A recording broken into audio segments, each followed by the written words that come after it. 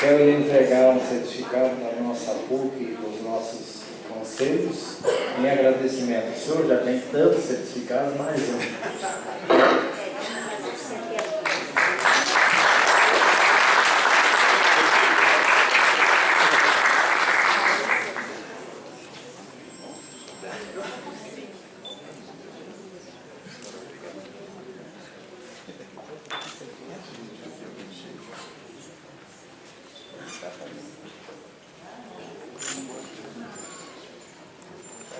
Em nome da organização do evento, o nosso carinho, também o nosso muito obrigado pela participação do Dr.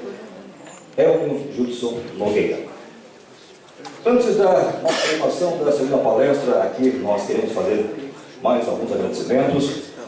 Queremos aqui agradecer ao Conselho dos Direitos da Pessoa Idosa de Piraquara, agradecer ao Dr. Osmar Souza, presidente do CONSIG, Conselho Internacional de Capelania, também é responsável pelo projeto com idosos vítimas de guerra do Congo, na África. Também agradecer ao professor Marcelino Antunes, obrigado. Também agradecer a presença do vice-presidente da Associação Comercial do Paraná, o senhor José Eduardo de Moraes Sarmento.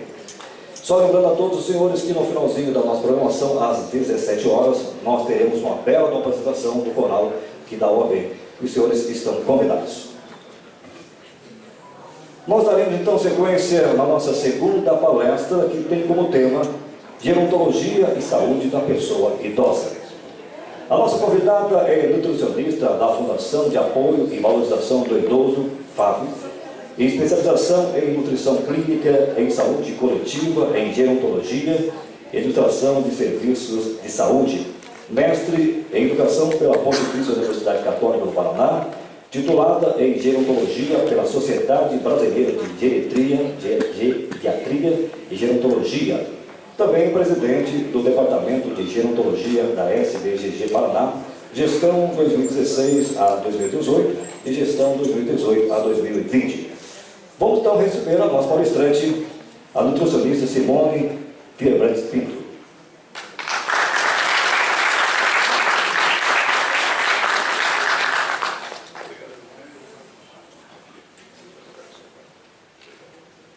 Bom dia a todos, obrigada mais uma vez pelo convite. Então, coube a mim conversar com vocês a questão dessa qualidade de vida da pessoa idosa, né, dos nossos idosos e nós que vamos estar envelhecendo. E que essa responsabilidade por essa qualidade de vida? O doutor Elton nos falou agora, né? A responsabilidade começa com a pessoa e vai multiplicando, né, dentro da família. Nós temos a questão do Estado também como responsável por essa qualidade de vida. Então, vamos ver como, né, a gente pode estar atento a todos esses números. Lembrando que o nosso mundo está envelhecendo cada vez mais rápido. Nós tivemos, né, estamos tendo uma mudança da expectativa de vida.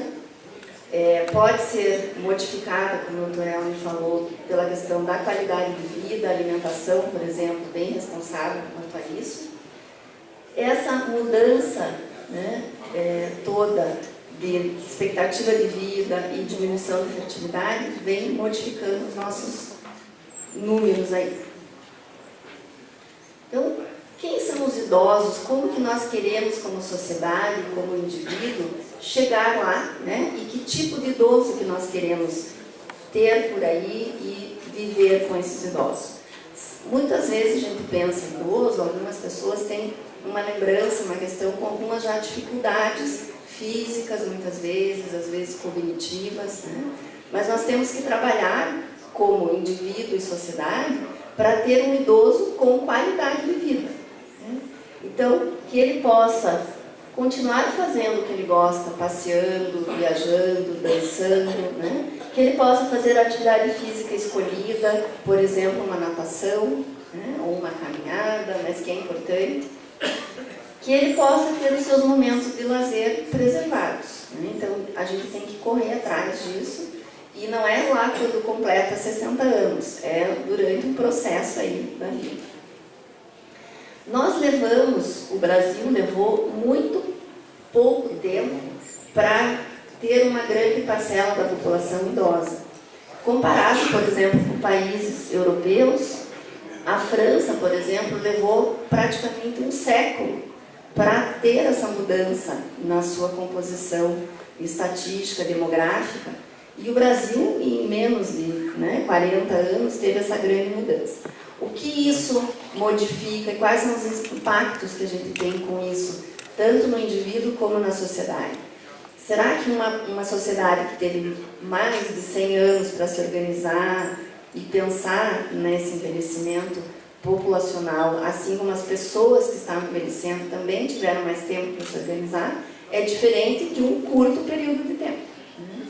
Então, isso acaba trazendo impactos no dia a dia das pessoas. Nós tivemos aqui, no início da mesa, o Dr. Juliano falando da questão da pirâmide que vem se modificando. Nós tivemos, lá em 1980, uma pequena expressão de idosos no nosso país. E essa mudança vem acontecendo cada década mais, fazendo com que a nossa pirâmide, que lá em 1980, os geriatras, os gerontólogos estudavam que nós estaríamos em 2020, que a gente já está vivendo aqui hoje, uma inversão da pirâmide, é o que a gente tem hoje. Então, nós temos uma grande parcela da nossa população idosa, e não só idosa acima de 60, mas também acima dos 80. Então, os nossos muito idosos estão cada vez mais presentes. E aí a minha pergunta é, com qualidade de vida? E que qualidade de vida é essa? Então, essa qualidade de vida da pessoa idosa, ela é responsabilidade de quem? De todos. Ela é responsabilidade do próprio idoso que está envelhecendo, então como que ele leva esse protagonismo, da família que acompanha e tem corresponsabilidades, a sociedade, e o Estado de uma forma geral. Então, não, são todos esses atores aí sociais que são importantes no processo do envelhecimento, para garantir essa qualidade de vida. Quando a gente fala da questão idoso, é um tema muito complexo, porque envolve várias situações, políticas, econômicas, sociais, biológicas, psicológicas, Ela é mesmo dimensional. E isso traz uma necessidade de multiprofissionais envolvidos com essa questão do envelhecimento. Além de multiprofissionais, então a gente vai ter na área da saúde, médicos, geriatras e as suas variações da medicina, cardiologia, neurologia, reumatologia, mas também outras disciplinas e outras profissões. Nutrição, terapia ocupacional, fisioterapia, a questão do direito do idoso, então os advogados também entrando muito com essa questão, engenharia, arquitetura para a questão da acessibilidade. Então, quando a gente fala da questão do idoso, principalmente, a gente tem que ter essa visão mesmo interdisciplinar e multidisciplinar. Não podemos pensar somente numa questão única, porque aí a gente vai ter mesmo dificuldade de ter essa qualidade de vida. Então, nós temos a questão da ciência da gerontologia, que desde 1903 estuda todas essas questões que envolvem o envelhecimento. E mais tarde, a especialidade médica geriatria nascendo aí para se debruçar em cima das modificações que acontecem com o envelhecimento. Para a Organização Mundial de Saúde, a partir de 65 anos é determinado um marco aí do envelhecimento do idoso. Para países em desenvolvimento e, no nosso caso, o Brasil, a partir de 60 anos. Lembrar sempre que o idoso, ele é uma parte do curso da vida. Então, a gente muitas vezes acaba discutindo na família ou em políticas públicas, fez 60 anos, aqui no caso do Brasil, então vamos começar a pensar nos direitos, nas necessidades. Na verdade, a gente tem que ver isso desde o processo lá da infância. É onde a gente vai ter a prevenção, por exemplo, da osteoporose. Na vida adulta, até os 25 anos, é onde a gente consegue fazer um estoque de cálcio, por exemplo, para melhorar a nossa densidade óssea, para quando chegar na terceira idade, ter uma boa saúde óssea. Então, pensando que é uma etapa do curso da vida e que é um processo, a gente faz 60 anos, começa a ter esse marco de idoso, nós já temos 60 anos de vida envelhecendo. E como que esse corpo, né, e essa mente vai trazer isso? Então, nós temos algumas definições de idade que nem sempre a gente consegue encaixar elas todas juntas, né? Nós temos a idade cronológica, que é celebrada a cada ano nos nossos aniversários.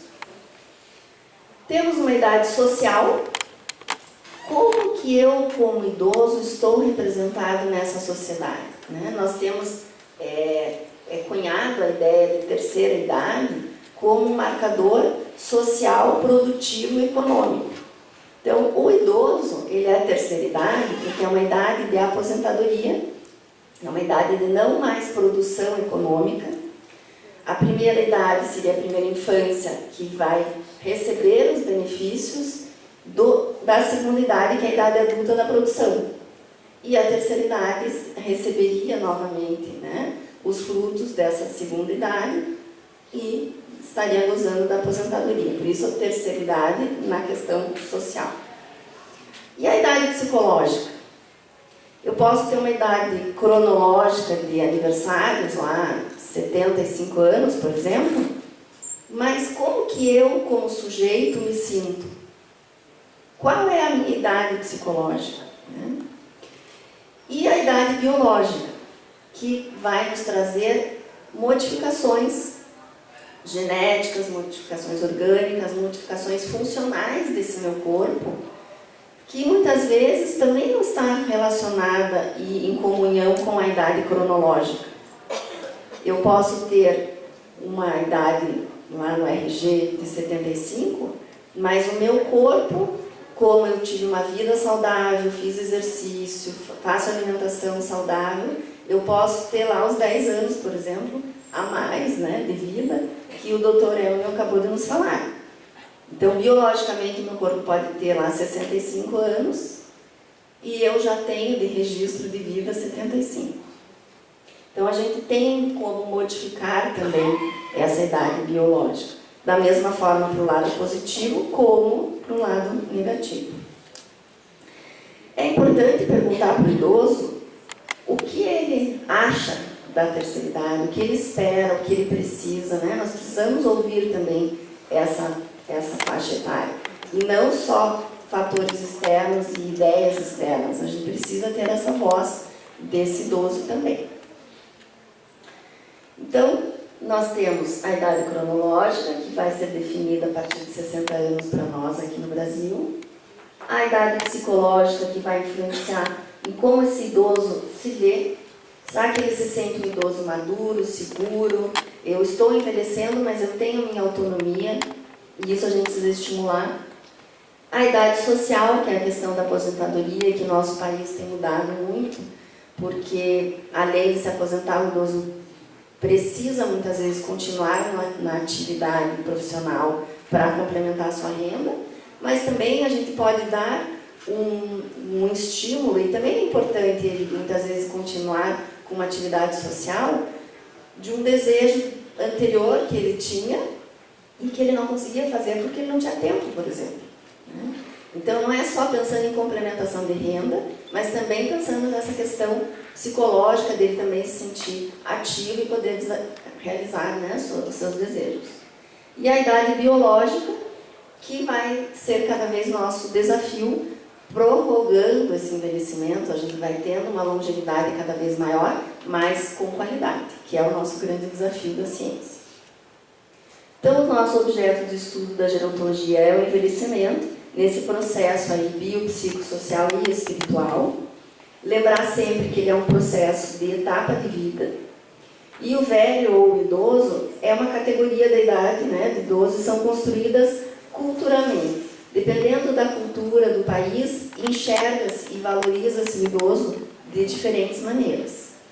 Lembrar da questão do avanço da ciência, que vai nos ajudar muitas vezes em prognósticos melhores, em resolução de doenças, né, que antes não tinha. E isso faz com que prolongue-se a vida também do sujeito. Mudanças de hábitos e costumes que devem ser cada vez estimulados. E a própria mentalidade da pessoa que está envelhecendo. como que eu quero, o que eu quero para a minha velhice, né? Aí nós temos essas classificações cronobiológicas, né, que até são usadas pelo Instituto pelos Demográficos. Então, idoso jovem, né, muitos aí na plateia já estão nessa categoria. 70 a 79, idoso, né? Também temos representantes aí na plateia. 80 a 89, muito idoso, que é a categoria que mais cresce e que a gente agora na geriatria, na gerontologia, estamos tendo um cuidado maior ainda para essa população. Os longevos, que são acima de 90 anos, e os centenários, né? Então, nós tivemos essa mudança aí no passar dos anos no Brasil, que a gente começou a falar, foi muito rápida, né, toda essa evolução. Quando chegou no nosso idoso. Mas a gente quer um idoso com saúde, né, e não com dificuldades físicas. E aí a longevidade é a nossa grande busca, né? Nós queremos aumentar o telômero, como foi falado na aula anterior, e chegar nessa quarta idade, que é acima dos 80, 90 anos, mas com boa qualidade. Então, menos vulnerável, com autonomia e buscando o sentido da vida. Qual é o meu sentido da vida com 80 anos, com 90? Isso é muito importante. Não basta viver mais, é preciso viver bem. Adicionar qualidade de vida aos anos de vida que já foram adicionados. Olha só, isso foi colocado há praticamente 20 anos atrás como o Ano Internacional do Idoso pelas Nações Unidas. E hoje nós estamos aqui em 2018, né, discutindo a questão desses nossos direitos. É um grande desafio, continua sendo, em especial para as políticas públicas, incumbidas de garantir a equidade entre os grupos etários na partilha desses recursos, então nas diferentes idades, infância, adulta e terceira idade, garantindo os direitos e as responsabilidades desses todos os grupos. E ainda quando a gente pensa em idoso, é um grupo a partir dos 60 anos que pode chegar aos 102, 110, 100 e tantos, né? Então é uma diversidade também enorme. Há 5 anos atrás, não sei se alguns de vocês vão lembrar, a revista Exame publicou essa, né, questão na capa, um mundo mais velho e melhor. O que será que mudou de 5 anos para cá, né? A gente coloca ali a democracia, nunca vivemos tanto, e cada vez a gente está prolongando mesmo essa vida. Essa faixa etária também, ela tem aumentado muito o consumo, então aqui, né, colocaram o consumo, já gasta R$1 trilhão. Então, para as questões de mercado, também é uma população que interessa, que está consumindo mais. Não, né, a gente tem ideia, vai consumir mais medicamento, não. Vai consumir mais lazer, mais roupas adequadas. É um universo aí interessante para as questões econômicas também. E aí, como que nós, como família, como idoso, como pessoas, né, e como cidade, estamos preparados para cada vez mais ter essa população por aí? Será que nossas cidades estão adaptadas para isso? Nossas calçadas, né? Então, a gente tem que refletir mesmo e pensar nisso tudo. A New York Times, há 8 anos atrás, colocou essa imagem mostrando o pêndulo, né? Mostrando que a população idosa está fazendo um movimento diferente no mundo. Quem pagará a conta de todas essas necessidades? Né? E aí a gente tem que ter essa discussão mesmo política, e que a gente vê, né, todo dia na mídia aí, essa questão das aposentadorias, das previdências privadas, do própria pessoa fazer a sua poupança, né? Então a gente tem que estar mesmo sempre discutindo isso, porque cada vez mais vai ter essa necessidade. Todo esse envelhecimento populacional, ele traz demandas diferentes de serviços e produtos. E a gente precisa ter ações eficazes e resolutivas para isso, né? Então, a gente também tem que, como sociedade e indivíduo, ver a nossa necessidade e ajudar no desenvolvimento das políticas públicas, monitorar isso e estar presente nessas discussões. Veja, E em 2012, nós tínhamos 11% da nossa população mundial idosa, com mais de 60 anos. 2030, que nós estamos muito longe daqui, praticamente 10 anos, mais 5% da população mundial. E em 2050, que é daqui, né, vamos colocar 25, 30 anos, muitos de nós que ainda não estamos na terceira idade hoje já estaremos lá, com 22% da população. Né? Então, esse número só aumenta, cada vez aumenta mais expressivo. Por isso que nós estamos aqui hoje também fazendo essa discussão. Só para a gente ilustrar, no Paraná, para vocês terem uma ideia, nós temos, a partir dos 60 anos, 65 mil pessoas, homens e mulheres, entre 60 e 64 anos, que seriam os idosos jovens. Mas se a gente for ver ali, vai diminuindo com o passar do tempo, né, o número de idosos, porque vão falecendo, mas nós temos um número expressivo aqui no Paraná, chegando já aos 11% da nossa população de habitantes. O Paraná é o 6º estado do Brasil em número de idosos. Então, a gente precisa mesmo estar atento a isso, e a tendência é cada vez aumentar mais o número de nossos habitantes. Se a gente for fazer um recorte aqui em Curitiba, os bairros, 10 bairros que têm mais número de idosos, então, para também traçar, por exemplo, necessidades de políticas públicas para esses habitantes. A cidade industrial é onde a gente concentra o maior número de idosos aqui em Curitiba, não sei se vocês tinham essa referência.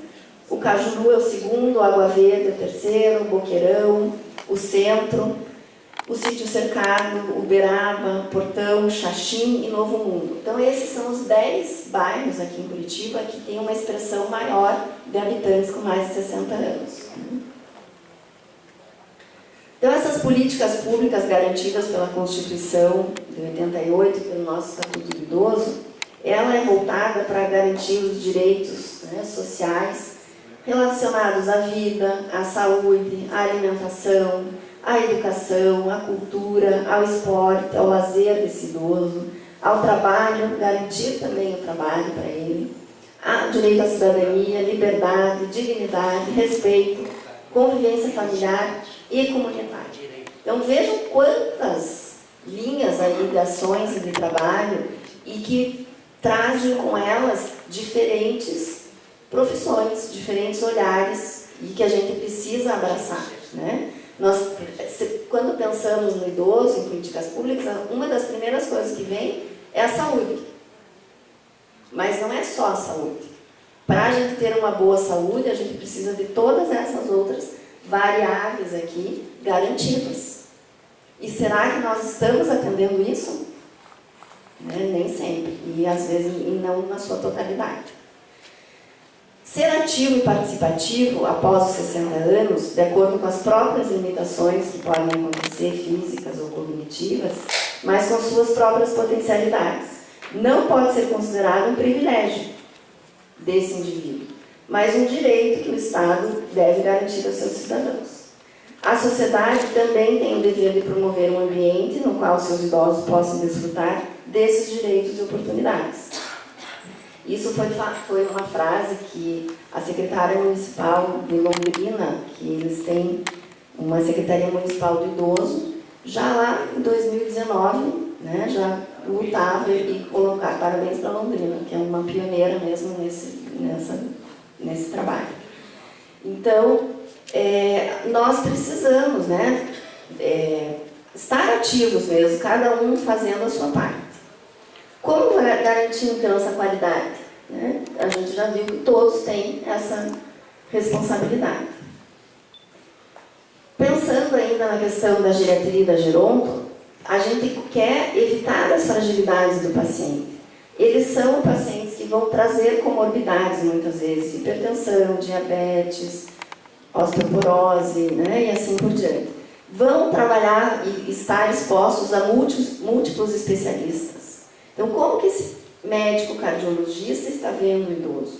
Como que o endócrino está vendo esse idoso? E sempre pensar no risco-benefício. Será que aquela medicação é adequada para o paciente? será que aquela orientação é adequada para essa pessoa? Trabalhar sempre com o paciente, com familiares, com os cuidadores. O ambiente, como é esse ambiente que está recebendo esse idoso? Sempre formar os especialistas, né? Os médicos, os geriatras, por exemplo. E também ajudar na formação de outros membros da equipe. Lembrar que esses idosos, 60%, então mais, né, a nossa maior parte da população, ela está em baixa complexidade, que a gente chama. Ela está no ambulatório, ela está na sua casa, ela está participando de centro-dia, de centro de convivência, que infelizmente ainda é um número pequeno, né, que nós temos, e a gente precisa estimular isso mais. Mas 1/3 dos nossos pacientes vão precisar de ambulatórios especializados. E na pirâmide lá, nós vamos ter os nossos idosos já muito fragilizados, precisando de hospitais, de UTI, né, de serviços mais complexos. Como que está sendo essa distribuição na área da distribuição econômica de saúde e planejamento? Será que ela está indo mesmo para essa base? Então, isso é uma coisa que nós, como indivíduos, precisamos monitorar, né? Nós temos os conselhos municipais do idoso e o conselho estadual, que também faz a sua parte, mas como indivíduo também precisamos estar atentos a essas situações. Uma coisa que chama atenção na geriatria, os 5 Is. Então, a gente precisa evitar a imobilidade do idoso, estimulando sempre a atividade física, mesmo naquele paciente acamado. Insuficiência cognitiva, questões das demências, né, as alterações cognitivas, que é uma preocupação.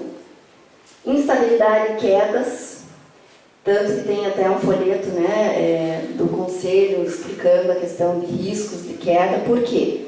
Caiu, o risco de fratura é enorme. Fraturou, as estatísticas mostram que em menos de um ano, mais de 60% dos idosos vão a óbito por complicações. A incontinência urinária e fecal, por exemplo, que acontece. Então, tudo isso a gente precisa evitar, muitas vezes pela própria iatrogenia.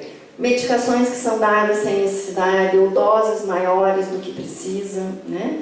E orientações também, que às vezes eles acabam seguindo muito ao pé da letra e aí acabam tendo suas complicações. Então, sempre precisa ser revisto e reorientado esse paciente. Essas medidas são preventivas para o indivíduo, mas a gente precisa também prestar atenção no ambiente, na acessibilidade, na segurança desse paciente. Para ilustrar aqui, em 2000 nós tínhamos 5 potenciais cuidadores para cada idoso. Daqui 20 anos, 30, nós vamos ter apenas 2 potenciais cuidadores para cada idoso. Então, quem vai cuidar desses nossos idosos? Eles vão ficando aí, vai ter cada vez mais pacientes, e quem vai cuidar? Então, o nosso objetivo, viver mais, com mais saúde, a ciência trabalhando para diminuir a mortalidade e aumentando a sobrevida. E a gente precisa saber, né, perguntar, fazer uma pergunta. Eu quero viver, quero ficar longevo, quero ter mais tempo de vida, mas com envelhecimento bem-sucedido. O que seria esse envelhecimento bem-sucedido? Ele é um processo dinâmico, resultado dessa evolução do nosso curso da vida, como eu vim vivendo dos 30 aos 40, aos 50, e sempre tendo essa capacidade de aprender e de crescer, para a gente chegar nesse envelhecimento bem-sucedido. Então, é lembrar que é uma evolução que envolve educação, etnia, exercício, dieta, o não tabagismo e como é que ele está inserido nessa vida social. Foi feita uma pesquisa e mostrou que 50% dos idosos se sentiam envelhecidos de uma forma bem-sucedida. Então, os outros 50% a gente precisa entender o que acontece, né? Aí foi perguntado para 854 idosos, ou mais de 50 na Inglaterra, o que eles consideravam como envelhecimento saudável. E o que apareceu mais, né, quase 70%, a saúde. Então, realmente, a saúde vai nos trazer um bem-estar e a gente precisa saber. Fatores psicológicos, em segundo lugar, as questões de atividades sociais, o que eles tinham de disponível, né, de engajamento social, finanças em quarto lugar, relações sociais com familiares, né, e amigos, e até a questão de vizinhança, os vizinhos, os apoios, né? Então, se a gente for ver relações sociais, vizinhos, essa rede de apoio que a gente pode chamar, somando os dois itens, a gente chega a quase 50%. Então, veja a importância da sociedade, da comunidade aí, né, interagindo com esse paciente. Os longevos, então, os centenários, a gente foi ver também como que eles estão. 2% deles estão excelentes, nenhuma alteração. 18% dos centenários, uma manutenção cognitiva e de funcionalidades, precisam já de alguma ajuda. 55% é considerado frágil, tem prejuízo na sua funcionalidade, precisa de ajuda de equipamentos para locomoção ou cognição, então podem ter uma demência. E 1/4 deles já tem um prejuízo mais severo. Então a ideia é que a gente envelheça, que a gente chegue aos 100 anos, né, que a gente complete 100 ou mais, mas com qualidade, com menos prejuízo. No HC de São Paulo, eles fizeram uma pesquisa com 101 pacientes que eles atenderam, 70% quase era de 60 a 80 anos e 30% com mais de 80. Esses de 60 a 80, eles tinham 2/3 mantinham-se saudáveis e funcionais. E quando chegavam nos 80 anos, 1/3 mantinham-se saudáveis e funcionais. Então a gente vai vendo que ao longo do passar do tempo vão mudando as necessidades também. Então, para a gente ir encerrando, eu queria mostrar aqui um senhor de 80 anos viúvo que mora sozinho e que não quer ajuda de ninguém, ele mesmo faz a sua refeição. E é assim que a gente quer, né? Que as pessoas tenham sua autonomia, que consigam ter suas escolhas saudáveis e com segurança. Aqui é um outro senhor no Japão, trabalhando, ele era aposentado já da sua primeira profissão, mas ele continuou na ativa para continuar estando inserido na sociedade e o seu valor social atingido. Aqui temos uma idosa de 104 anos que foi candidata a vereadora na sua cidade, né? Então, lutando aí com direitos da população idosa. Uma senhora de 86 fazendo aniversário feliz da vida na sua casa também. Então, são esses idosos, esses modelos que nós queremos. Aqui um grupo de idosos fazendo o seu passeio, visitando uma cidade na Alemanha. Então, nós podemos estimular isso e devemos garantir esse direito. E aqui uma paciente minha de 101 anos, também, né, ativa, ela tem um pequeno déficit cognitivo, como a gente colocou ali nos centenários, mas funcionalmente ela é apta, né? Então é assim que nós queremos os nossos pacientes. Então, como eu quero envelhecer? Eu trouxe aqui para a gente encerrar um trecho de uma menina de 17 anos que concorreu a um concurso da redação promovido pela SBGG há 2 anos atrás, e ela colocou ali: quero envelhecer com qualidade, assimilando a sabedoria e a maturidade que só o passar do tempo proporciona. Contudo, sem nunca perder a paixão pela vida e as novas experiências que ela nos proporciona. Espero que minha idade seja o acessório e não o principal, e que minha capacidade de sorrir seja mais importante que as minhas rugas de expressão. Então, ela foi a vencedora, o primeiro lugar do concurso promovido pela SBG, do interior de São Paulo, e eu gostaria de deixar essa mensagem para vocês. Muito obrigada pela atenção de todos.